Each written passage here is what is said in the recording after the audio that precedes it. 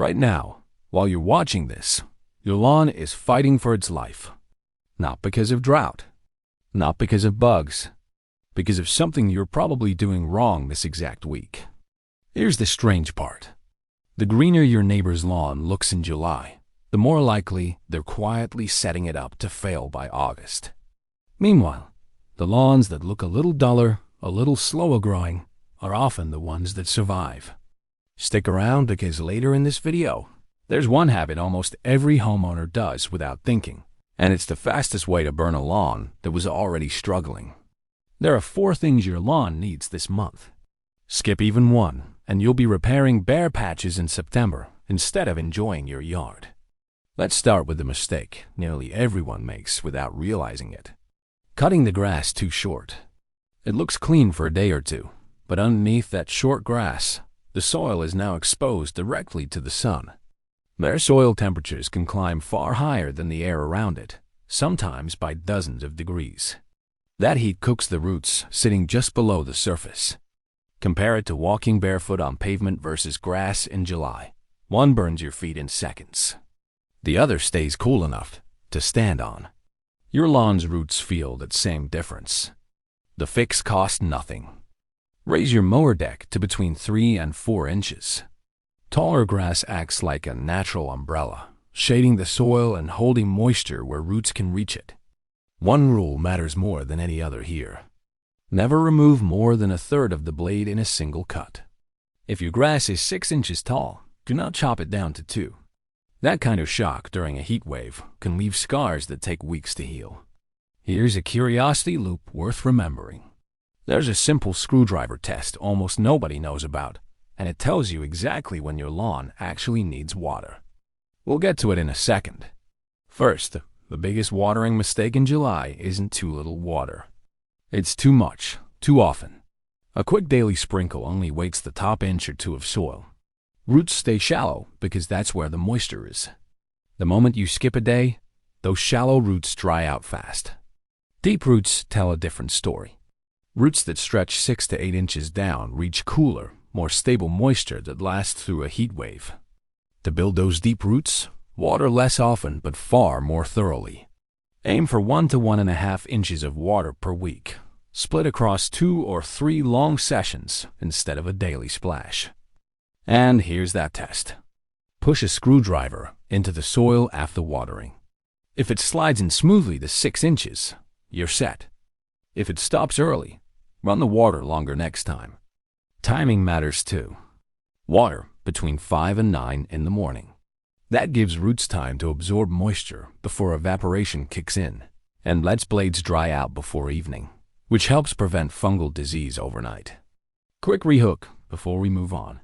One of the habits coming up next is something almost every well-meaning homeowner does in July, and it's often the exact thing that pushes a stressed lawn over the edge. It's fertilizing. Your lawn looks pale, so the instinct is to feed it. But fertilizer forces rapid new growth, and rapid growth demands energy, water, and cool temperatures. In July, your grass has none of those to spare. Instead of turning greener, an overfed lawn often ends up with scorched, crispy patches because the roots simply can't support that forced growth under heat stress. Think of it like asking someone running a marathon in the desert to suddenly sprint. The body doesn't have the reserves for it. If your lawn needs a boost, a very light summer feed only when the soil already has moisture is the safer route. The real fertilizing window opens in late summer, once the worst heat is past, and the grass can actually use the nutrients to grow instead of burning through them. Your lawn actually warns you before it turns brown. Most people just don't know what to look for. Here are 4 signs worth remembering. First, color. Healthy grass is bright green. Stressed grass shifts toward a dull gray-blue, almost like it's fading. That's usually the earliest signal. Second, footprints. Walk across the lawn, then look back. If your footprints stay pressed into the grass instead of springing back within seconds, the blades are already dehydrated. Third, folded blades. Under stress, grass folds its leaves inward to reduce sun exposure, which can make a lawn look thinner even when nothing is actually missing. Fourth, cracks in the soil near driveways, sidewalks, or bare patches.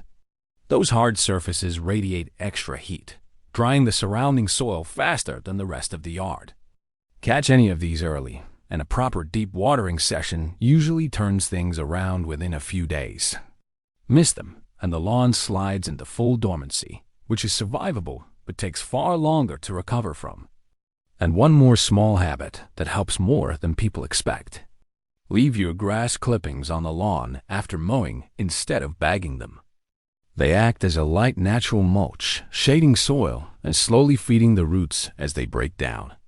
If parts of your lawn are already brown, don't panic and don't reach for a heavy soak. Most established lawns aren't dead, they're dormant. It's a built-in survival response where the plant shuts down visible growth to protect its roots on the ground. A light watering, just enough to keep the crown alive, is all it needs for now. Trying to force a dormant lawn back to green in the middle of July usually backfires. The real repair work, overseeding, aeration, deeper feeding belongs in early fall, once the grass is actively growing again and can actually use it. Most lawns don't fail because of one brutal hot day. They fail from small mistakes repeated week after week. Raise the mower, water deep instead of often, hold off on fertilizer, and watch for the early warning signs. Do that, and your lawn comes out of July in far better shape than most on your street. So here's the question. Which of these four have you actually been doing wrong?